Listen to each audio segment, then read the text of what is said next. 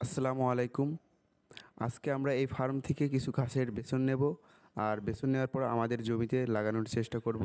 তো চলুন আজকে দেখা যাক আমাদের জমিতে আমরা কিভাবে ঘাসের বেসন রোপণ করে লাগাই সেগুলো আপনাদেরকে দেখানোর চেষ্টা করতেছি। চলুন দেখা যাক। এই যে ঘাস দেখতে পাচ্ছেন, এখান থেকেই আমরা আজকে বেসন নিব।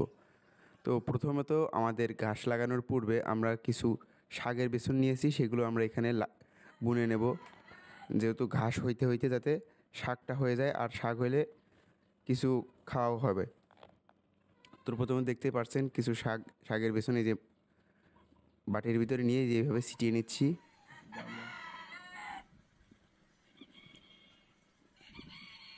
সুন্দর করে চারপাশ দিয়ে ছিটিয়ে নিচ্ছি। এখানে অল্প কিছু পরিমাণ শাক বুনবার, বেশিরভাগ জায়গায় নিয়ে আমরা গাছ লাগানোর চেষ্টা করব। প্রথমত আমরা এইভাবে শাকটা বুনে নিচ্ছিলাম। সম্পূর্ণ যেটুকু পরিমাণ জমি দেখতে পাচ্ছেন ওই যে চাষ দেওয়া আছে, ওইটুকু জমিতে আমরা প্রথমে শাক বুনে নেব। আমাদের এই ভাই আবার বলতেছিল সম্পূর্ণ জায়গাটাও বুনো, হাত শার্ট করে বুনতে বলতেছিল। আমি সেইভাবে শাক বোনার চেষ্টা করতেছিলাম। প্রায় হয়েই গেছে শাক বোনা, আর অল্প কিছু পরিমাণ ছিল। তো আমরা পুনরায় আবার বোনার চেষ্টা করতেছিলাম আর একটু বেসন নিয়ে। আর শাক বোনা সম্পূর্ণ শেষ হয়ে গেলে আমরা এখান থেকে নাঙল আছে, নাঙল দিয়ে আমরা মাটিটা টেনে শাকের বেসনটা যাতে ভিতরে চলে যায় সে ব্যবস্থা করে দেব। এইভাবে এই পাশ ওপাশ করতে করতে বারবার আমরা নাঙল টানতেছিলাম। আর এই যে দই টানানো দেখতে পাচ্ছেন, এই মিন দিয়ে আমরা ঘাস লাগাবো।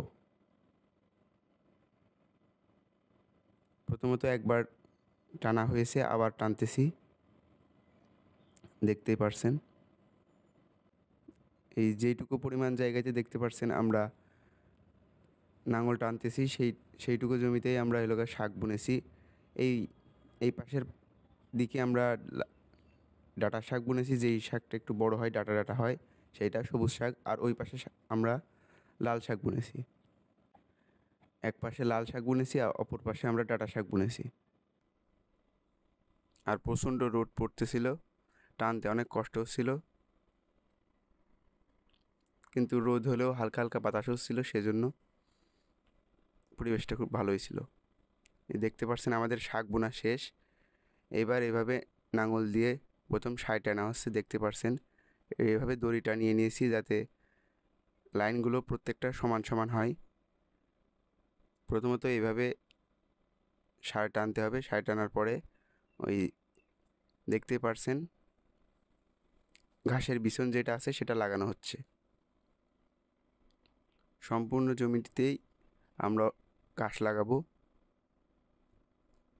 মাঝখানে আমরা ঘাসের বেসনটি দিয়ে দুপাশ দিয়ে মাটি দিয়ে ঢেকে দিচ্ছি সম্পূর্ণ।